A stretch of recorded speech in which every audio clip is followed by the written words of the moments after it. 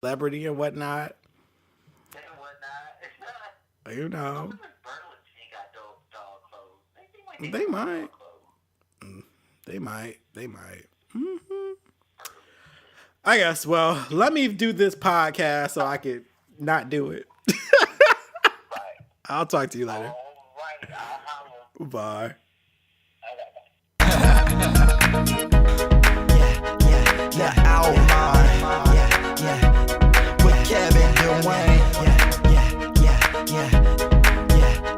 the outline, with Kevin Dwayne, this is the outline, with Kevin Dwayne, Kevin Dwayne, Kevin Dwayne, with Kevin Dwayne.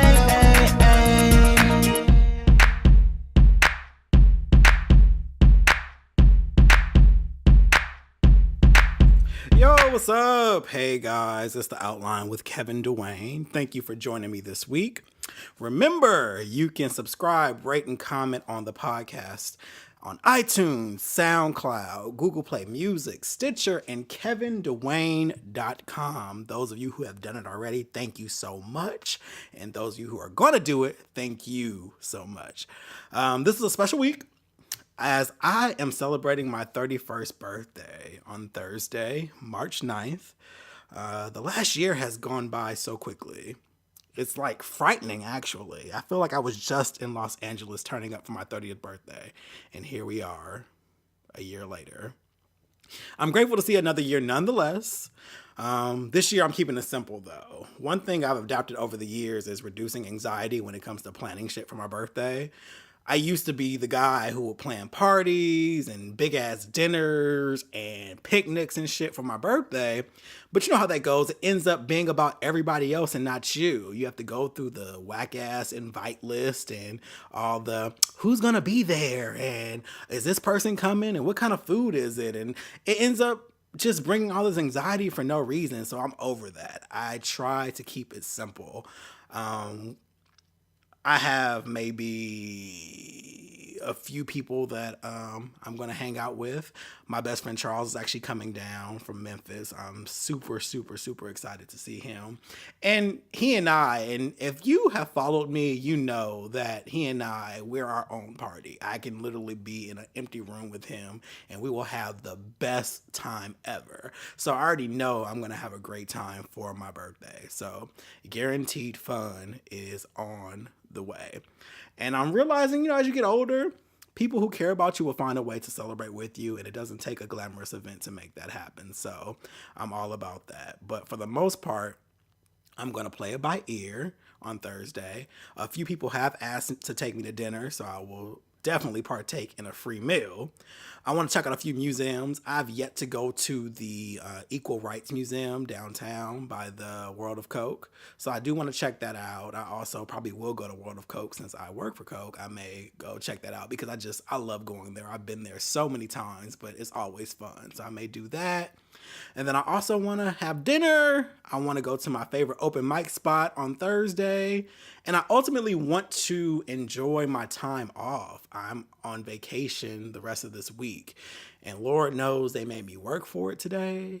It seems like anytime you are about to go on vacation, even if you announce it or not, it just seems like a bunch of work comes in that damn day. Am I wrong? Like, so many emails came in today, and I was sitting there like, listen, you guys got until 5 o'clock.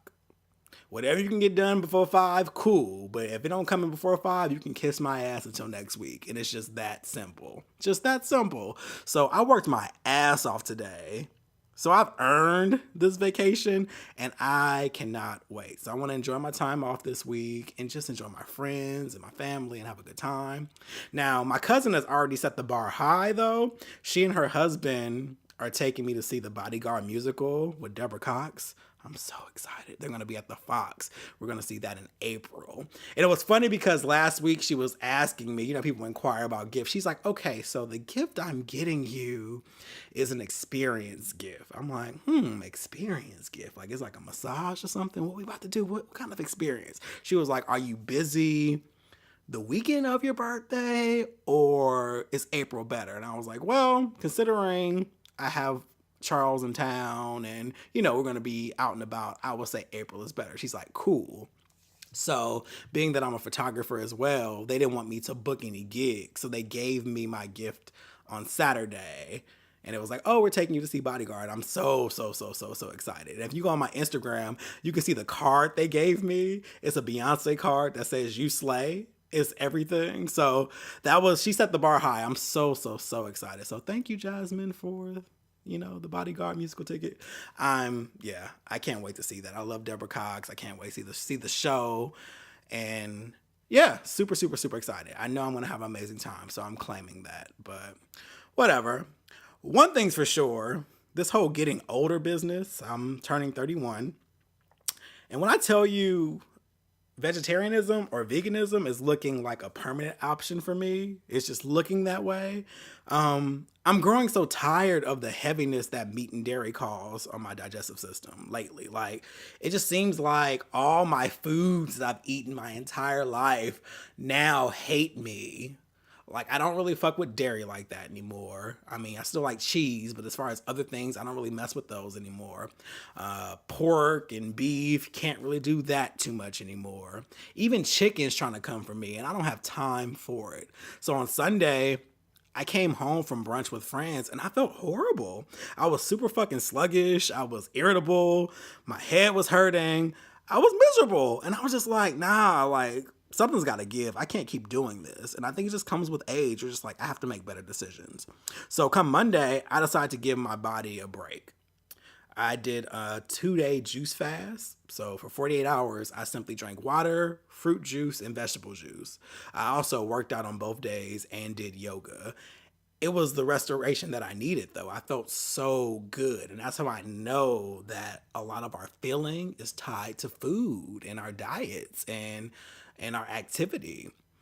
And I'm getting to a place where meat and certain foods just bring me down. It's just not worth it. So I'm glad to kind of be restored. It's a great way to start my birthday off, very fresh and new. I will make sure when you do like juice cleanses and fasts and stuff like that, you have to ease your body back into eating solid foods though. So you have to stay natural, do like the peanuts, and then you slowly add some protein and fruits and vegetables because you don't want to get cramped up and all that shit. It can really make you bad. And what's the point of going through a cleanse if you're just going to put junk back in it?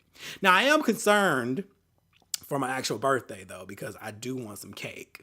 And I'm going to have some cake. I don't care about all the other shit, all the other food. I can have a salad. I can have vegetables. I can have all that shit. That's fine.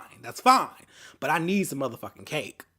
So I will be having cake. But I think I will be okay with that. But I'm really looking to do better with monitoring my food intake, because that heavy feeling just ain't it. It's just not. Like, I'm not here for it whatsoever. Like, nah. Nope. So, on Saturday, I saw Get Out. Nigga.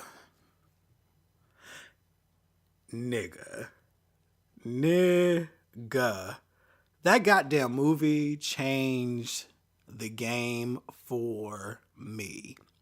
If you haven't seen the film, I should warn you that there are some spoilers ahead. Not many, but enough, okay? So if you haven't seen it, even though it's been in theaters like 2.5 weeks and you really shouldn't have an excuse, if you haven't seen it, I guess fast forward to another point in the show, figure the shit out. But there are some spoilers ahead. That's all I want to say, because I don't want y'all in my comments talking about, damn, Kevin gave away all the movie. I'm letting you know. I'm just letting you know. So originally, I had little interest in seeing this film, which is by Jordan Peele from Key and Peele. He was also on Mad TV. Both of them were on Mad TV, but Jordan Peele is the one who wrote and directed this movie. I was tagged on social media when the trailer dropped, and my initial reaction was like, well, there's black people in it, but it's still a horror film, so I'm good. Because I don't like scary movies. I've never been a fan of horror. I never understood the concept of paying for someone to scare you. That shit never made fucking sense to me. Back when I was in LA, there was this thing called, the amusement park is Knott's Berry Farm. Six Flags does it too. But during Halloween, they would set up all these scary ass mazes. And I remember my freshman year of high school, my friends were like, "Oh, let's go." And I knew damn well I wasn't interested, but I had my little boy crushes and shit in high school and shit. And I was just like, I'm gonna go. Cause I wanted to be around people and stuff like that. So I went. I went through maybe 2 mazes and I was like, I'm over this shit. Like motherfuckers was jumping out at me and shit and had all type of knives and it was caskets and shit. I was like, I'm good. I don't get this. I want my money back. I've never been a fan of that. Now, I do have friends who love horror movies and they said it's more of a thrill thing. It's something that, it shocks you and it just, it makes you, it just gives you a little thrill. I get it. It's just not for me. I'm good. My bills cause enough thrill for me. Okay. That's enough. That's all the thrill I need are my bills and getting them paid, money in my account, stuff like that. I'm okay. I've just never been a fan of horror movies. So I pretty much wrote off Get Off. I was like, you know what? I'm here for the movement of, the lead being black. That means he probably won't die. That's wonderful, but I'm probably not going to see it. And I held on to that. I was pretty sure I wasn't going to see it. So, shocked my damn self. But as you all have seen, the critiques have been very favorable. There have been so many fucking think pieces, and I've read them all since seeing the movie. Like, when I came home from the movie, I literally Googled Get Out and read think pieces all fucking night because it was just that goddamn good. But there were so many think pieces, and it received a rare 100% on Rotten Tomatoes. And that means, and that was based on several ratings. So many people said this movie was amazing. And you know what? They didn't lie. They didn't lie. So last week, my cousin sent out a group text and she was like, "Hey, so you guys want to see Get Out this weekend?" It was 4 of us. And I was like, you know what? I do want to see it. Let's just go because I was curious. I was kind of waiting for it to come on Fire Stick, but it hasn't got on there yet. At the point, it hadn't been on there yet. And I think because the movie's been sold out, people haven't been able to sneak no damn cameras in the damn movie theaters or get a copy that's clear. So it wasn't on there. And I was curious because I was just going to watch it at home. That way I can pause it and turn it off if it got too scary, but I didn't have that option. So I was like, you know what? Let's go ahead and do it. And before we finished that damn text thread, I bought my ticket, so it made me commit to it. So I bought my ticket, and all week I'm like, okay, what's this movie gonna be like? And I also didn't want social media to kill it for me because you know how y'all are when y'all see something, y'all post all this shit online, and so you miss the point. And I say that as I'm about to give away spoilers, so whatever, I caught that. But you gotta watch stuff quickly because someone's gonna give it away. And I kept seeing shit about the sunken place and Fruit Loops. I'm like, what the fuck is everybody talking about? What is this sunken place? What? So I got to see the movie. We saw it it was a sold out show.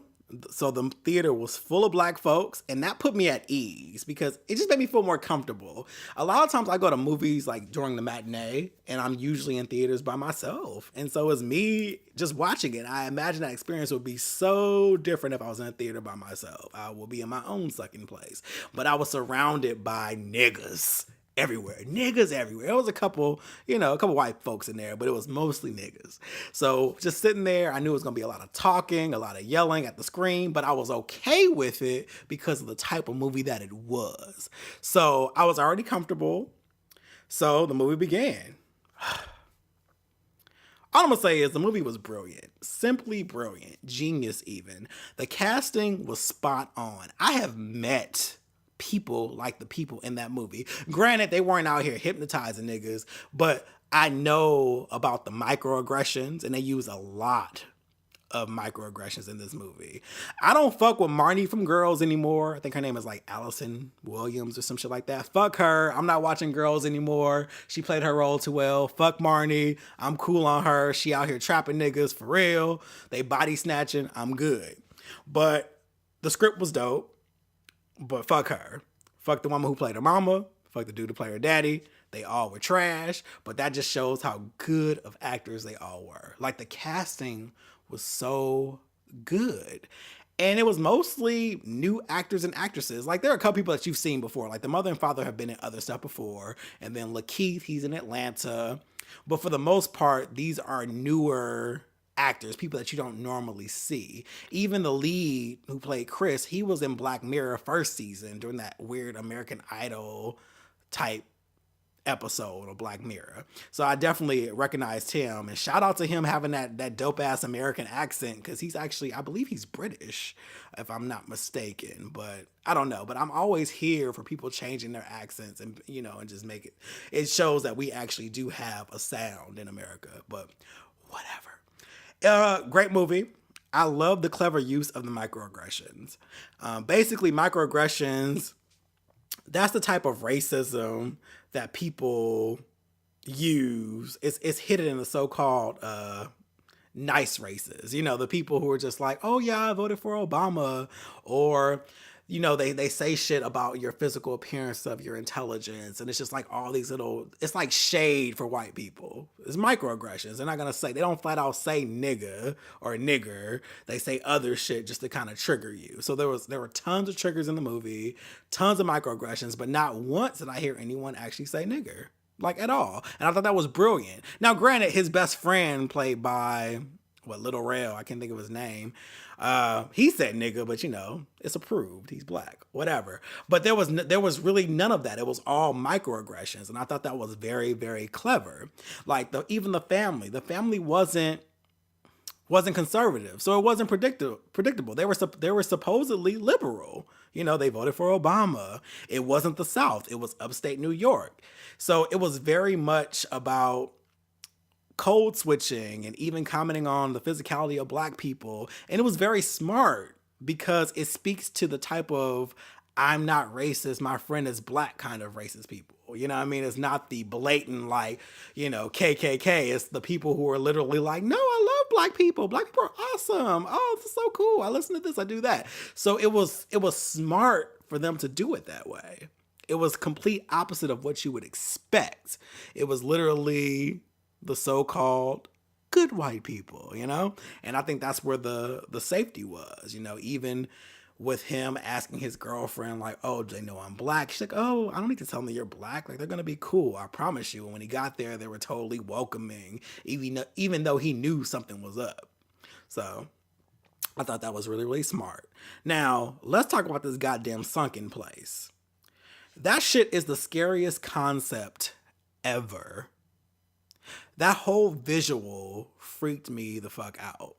The therapist's mother used her silver spoon and her Williams-Sonoma teacup to hypnotize niggas into servitude. Like, the concept is brilliant, because when you think, being hypnotized, you think of like the clock or some shit. So the idea of using the teacup and the spoon being silver, I was like, that's pretty brilliant, because before you know it, your ass is in your own sunken space. And that would be a personal hell, in my opinion. I thought about American Horror Story, Coven. If you've seen Coven, remember at the end where they were all, trying to see who was going to be the next Supreme. There was a test where they had to each go into their own personal hell. And they had to use use their powers to get out of it. And then unfortunately, one couldn't get out of her personal hell. And so she had to stay in it forever. And I think hers was like dissecting a frog, and she loved like animals, and it just hurt her so much to cut the frog open. So she had to keep repeating the shit over and over and over again. And I know with another person, I think it was Gabby Sidibe, she had to work in this chicken spot where it was this long ass line, and that was her personal hell. And so I always think about that. I think the concept of a sunken place is a personal fucking hell. I couldn't imagine floating in a goddamn abyss of blackness. It's almost like, it seemed like a solar system kind of, because it looked like stars or whatever, but you're floating in this abyss, and then all you see is a 2D image of what you used to see through your eyes. So instead of things being 3D, they become 2D, and you're floating in this black abyss, and you have no control over your body. Only a sliver of you is in your body, and you're watching somebody else control you, and you have to witness this for the rest of the body's life, I guess, or whatever. I don't know how that works. Like, when you die, is it all over or whatever? I don't know. But the concept freaks me the fuck out. Like, oh my God. So please go see it if you don't know what I'm talking about. You have to see it. It is so amazing. But I just don't understand I don't understand. There are some holes in that concept though. The whole idea of there's a sliver of you who has to watch your body being used. I think that was there for the sake of horror, so I'll let them rock. But if you're lobotomizing me, I shouldn't be able to see shit. I should be dead, right? Like, I should be dead. If you're taking my brain out, I shouldn't be in my body anymore. But I think for the sake of horror, they had to be like, oh no, you have to watch it because you're in the sunken place and you're paralyzed, but there's literally a white person controlling your body. If none of this makes sense to you, it's because you haven't seen the goddamn movie. But those of you who have seen it know what I'm talking about. And it's crazy to think about, honestly, like, white people are legitimately body snatchers. I can only imagine if some shit like that ever happened to me. First of all, just kill me. Just take my body. Just take my body. I don't want to be in the sunken place. If you want pre-owned dick and booty, by all means, have at it. I don't need to be there to witness the shit. I would, however, at least like to write a maintenance manual for you, like a body snatcher's guide, just so you can have proper maintenance of my body that I no longer have control over. But remember, I don't want to watch. Just let me go ahead and write the manual for you and do what you want. That's it. But just some tips and tricks for the black body, for you white owners of the new black body. Number 1, my beard. Should you keep it? It needs to be conditioned often. Okay? It keeps the hair soft and manageable. No one wants a face full of coochie hair from the 80s. Hashtag nappy dugout. 2, after daily showers, it's recommended that you use shea butter to keep that vibrant appearance of the skin. You want it to be popping. Hit them elbows real good. Get them knees real good. You can't be, we don't do ash that well. I know y'all comfortable with it because it's close to your skin color, but you walking around with a black body now. So make sure you hit them knees and them elbows real good, okay? That's all I'm saying. Also, speaking of showers, white folks, the hair on the black head doesn't need to be washed every day. I know that's controversial for you all. I know it is. But you don't want to dry out the scalp. Get you some coconut oil. Get a nice conditioner. Keep that mane popping. Don't even think about using that whack ass Head and Shoulders, okay? Fuck that. I have been dandruff free all my goddamn life, and I'll be damned if you walk around in my old body with flakes and shit falling. Like, at least keep my image up. I'm not there to help you anymore, but at least keep the image up. That's all I'm asking. Now, let's talk about the merchandise below. Now, Billy, I know the dick is bigger than what you're used to, but you can't go around just shoving that shit in people. Who you decide to fuck is your business. I mean, as the involuntary owner of my body, you can do what the fuck you want to do. However, you should know that its previous user was a homosexual. So if you walk around with some white broad, please understand that some people in the city might be confused because the previous owner was gay. And I was very gay. Very gay. I fucked niggas, okay? So if you decide you want to be straight in my body, that's just the consequence you got to pay. It just is what it is. Now, let's talk about this some more. Instead of just going around shoving your dick in people, make sure you utilize the full lips. Y'all love these full lips. Use that for foreplay. It's important. And I pray you have some of my rhythm left inside because, if you ain't got no stroke, you're going to look weird as fuck otherwise. Furthermore, you're black now. Don't forget that shit when you go apply for mortgages and credit lines. And well, that's all there is to it. If you keep that up, you can probably keep this body going for another 50 years. That's wonderful. So congratulations.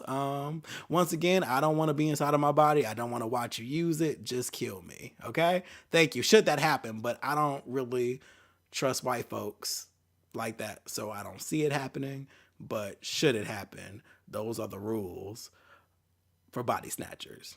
Okay? I kid, kind of. All in all, Getting Out was a dope ass movie, and I recommend seeing it. It will freak you out physically. It will freak you out psychologically, but it's super worth it. It's so good. There's so many hidden messages. There's so many goodies in this movie, and I am totally going to see it again. Totally gonna see it again because it's just so good. Like I literally could not stop thinking about it after watching it. Like I was up just going through it over and over and over again. Just super awesome. Super, super, super awesome. So if you haven't seen Get Out, go see Get Out. And moving on. So quick on the main topic. I don't have too much to say on it, but it's just something I was thinking about, especially in recent times. It seems like in social media, if you notice, it's just opinion after opinion after opinion after opinion after opinion. And I feel like we're constantly being asked to choose sides on some trivial shit. Like constantly being asked. And lately, I've been thinking about being objective. Something I realize about myself and millions of other humans is many of us struggle to be objective. The definition of objective is to not be influenced by personal feelings or opinions in considering and representing facts. So basically, it's not so much based on how you feel about something or even like your bias. You're just taking facts and you're making decisions. And every day on social media is a direct example of that. It's an example of how we fell at the shit, to be honest with you. We're discussing politics, entertainment, sports, and we're always divided. We're always being told we need to pick a side. I think it's an important challenge for me as I want to accomplish certain things as a public figure, especially with the podcast and my writing and the things that I post. I want to make sure that I'm always looking at things from every side possible. I want to hear the different perspectives, and I don't want to just base it off of how I feel. I think it's important to be able to remove personal feelings and personal interests. I want to focus on concrete facts and not my own personal delusions. I think working on being objective can actually reduce stress and anxiety when debates arise. If you aren't invested or focused on being the right or the winning side, you can truly gain a deeper perspective on the situation from both ends and also be a good mediator. So that's my goal for 2017. I want to be more objective when it comes to news, media, and everyday situations. And yeah, I think we all should work on being objective. It's important. It's a good skill. I think it's a very mature thing to do. Even when certain scenarios go against what we love. Like I think about silly shit. Kind of like, for example, last week with the whole Remy Ma, Nicki Minaj situation, a lot of people simply pick sides. And no one wanted to focus on facts. No one wanted to focus on what was at hand. It was more or less, who do you like more? Who do you think is prettier? Who do you think is talented? But no one ever got into the actual facts of how the shit started, how it got there. It was very much based on, just who I like. And that's just it. Who cares about facts? It's just on who I like. And I think being objective can really remove some of that bullshit that's there. And, it makes you well-rounded and you get to just kind of see things from their perspective. Or even, being a Beyonce fan versus everybody else. That's always a time where it's just like, you want to be objective, but people just take you there. But I don't know. But that's where I'm at. I'm looking to be objective and yeah. So what about you guys? What do you guys think of being objective? Like, is that something that you have a hard time with? Is it something that you do very, very well? I want to know your thoughts. Please leave comments under all my social media. Let me know your thoughts on being objective and the rest of this show. I hope you guys enjoyed it. And, if you enjoyed it, more than normal, feel free to, hit that PayPal link and donate to the show because I can surely use it, to advance the show and take it to another level. So, you can handle that too. But other than that, make sure you're subscribed. Make sure you share it with your friends. And I'm going to go enjoy my damn birthday week. So I will talk to you guys next week when I'm no longer 30. I'll be 31. And you guys have a great week. Yeah. Peace out.